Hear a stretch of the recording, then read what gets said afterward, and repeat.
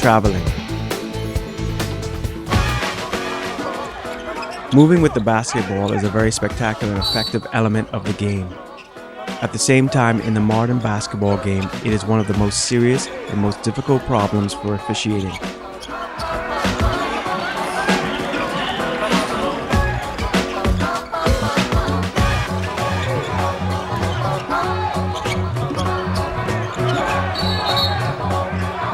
There is still inconsistency in calling violations or some wrong calls in the legal play when a player stops or continues to move.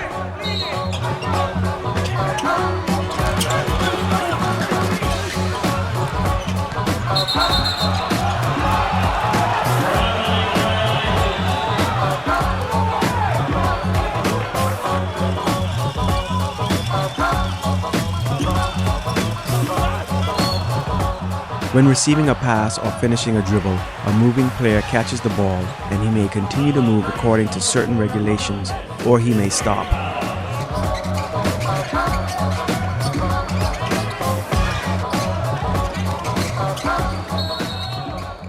Officials need to see the whole action when a player has stopped and must have the feeling as to whether a stop is correct or incorrect. Black 9 dribbles diagonally in the front court from the opposite side of the court. Entering the restricted area, he catches the ball while his left foot is on the floor. Then he makes a wide step with his right foot and stops. Until this moment, everything is legal.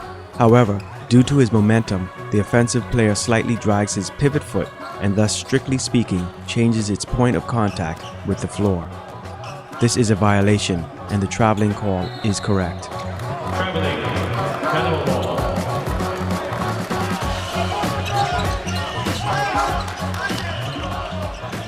When a player is moving with the ball and stops on both feet, the officials need to decide whether a player stops after a pivot foot has already been established, as in this example, or it may be that the stop happens when both feet touch the floor simultaneously.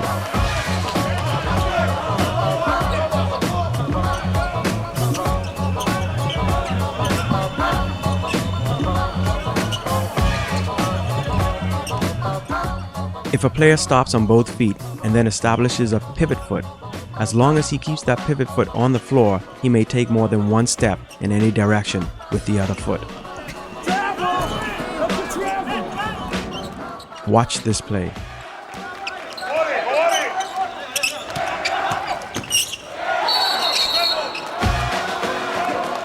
Blue 4 completes his dribble and stops in the restricted area on both feet. Following a step with the right foot, Blue 4 attempts a jump shot for a field goal. This is a correct move and the officials call it incorrect. The next examples show how complicated this play is for the officials to judge. After a backward dribble, Blue 15 takes the ball in his hands with both feet on the floor. He then releases his left foot and establishes his right foot as the pivot foot. Blue 15 may pivot on the right foot, keeping it as its point of contact with the floor. Blue 15 continues to move onto his left foot and shoots. The official calls traveling. Incorrect decision. The key to success in judging traveling is the official's ability and skill to see when a player catches the ball and the position of his feet on the floor at this precise moment in time. Officials need special training involving the repetitive watching of players moving with the ball. Officials must be able to react automatically to whether this move is correct or wrong.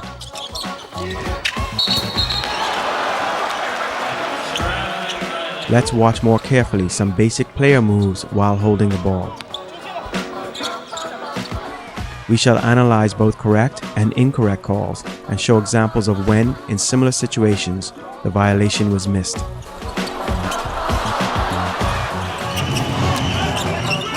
White 9 finishes dribbling inside the restricted area and catches the ball while his right foot is touching the floor. He then jumps onto his left foot and shoots. This is legal play.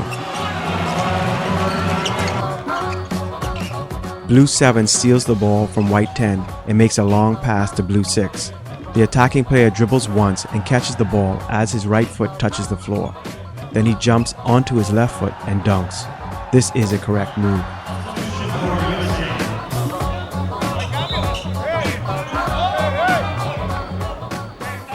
Watch the drive of white 9 into the restricted area.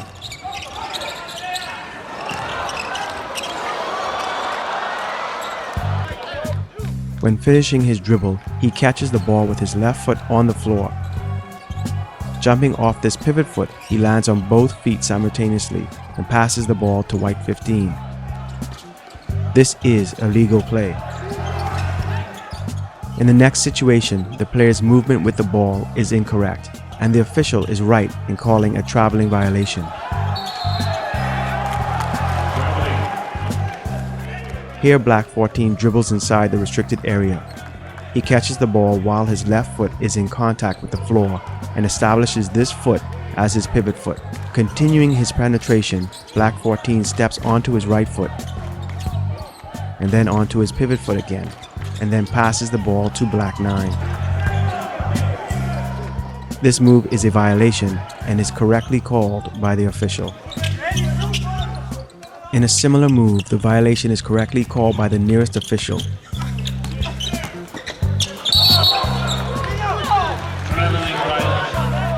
Blue 9 dribbles along the end line and catches the ball with his right foot on the floor.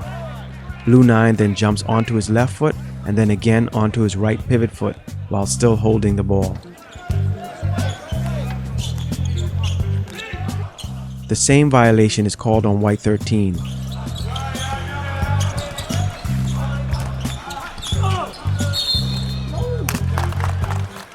In this case, his left foot was established as his pivot foot, and this foot was taken off and then put back on the floor again before the player released the ball to make a pass.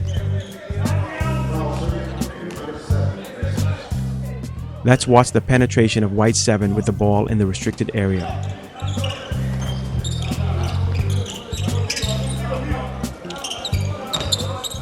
The offensive player finishes his dribble in the restricted area with his left foot as his pivot foot. After stepping onto his right foot, white 7 lifts his pivot foot from the floor and then puts it down again while still holding the ball. The traveling violation is missed.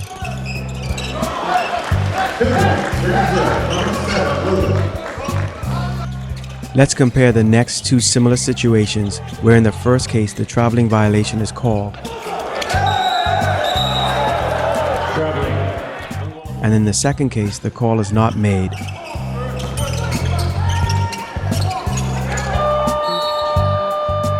And in addition, a foul on the defensive player is given. When receiving a pass, black 13 catches the ball with his right foot on the floor. He takes a step with his left foot, then lifts his right pivot foot off the floor and puts it down again.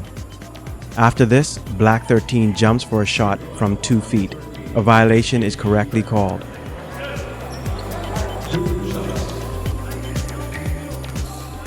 Here the same player again receives a pass and lands on the same right foot, then takes steps with his left foot and then lifts his right pivot foot off the floor and puts it down again. The player finally jumps into the air again from 2 feet. The traveling violation is missed.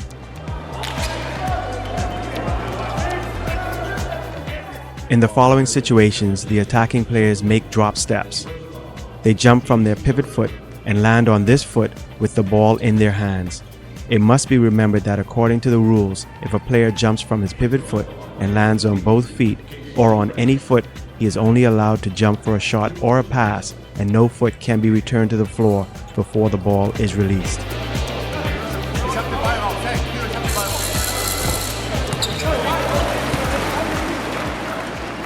Yellow 9 dribbles from the center line. He beats green 7, catches the ball on his right foot, which is now his pivot foot, jumps into the air and lands again on his right pivot foot. After landing on and jumping from the pivot foot, neither foot may be returned to the floor before the ball is released from his hands. But yellow 9 lands on his left foot. No call. This is incorrect. A traveling violation is missed.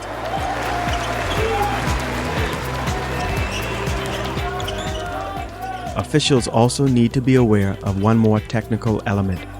When a dribbler has a defender in front of him, he tries to pass the defender by stepping around him. Officials need to work consistently to develop the skills of being able to determine how a player catches the ball when finishing his dribble. Some players spin jump and catch the ball with their feet off the floor.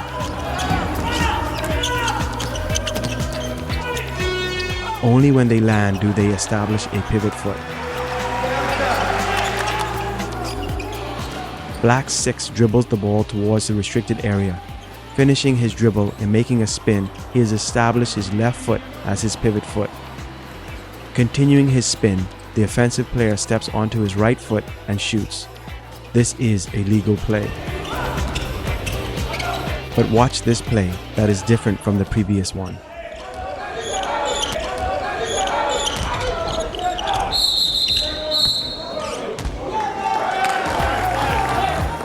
The attacking player, red 15, dribbles from the three-point line into the restricted area. Finishing his dribble, he takes the ball with his right rear foot on the floor, then turns and takes a wide step on his left foot. Red 15 then puts his right foot on the floor and shoots. This is an illegal play, and the call from the official is correct.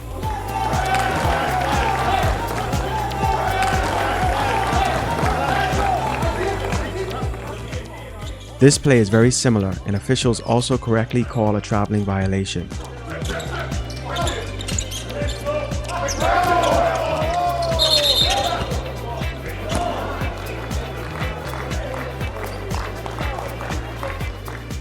As he finishes his dribble, Blue 4 begins to spin around his defender.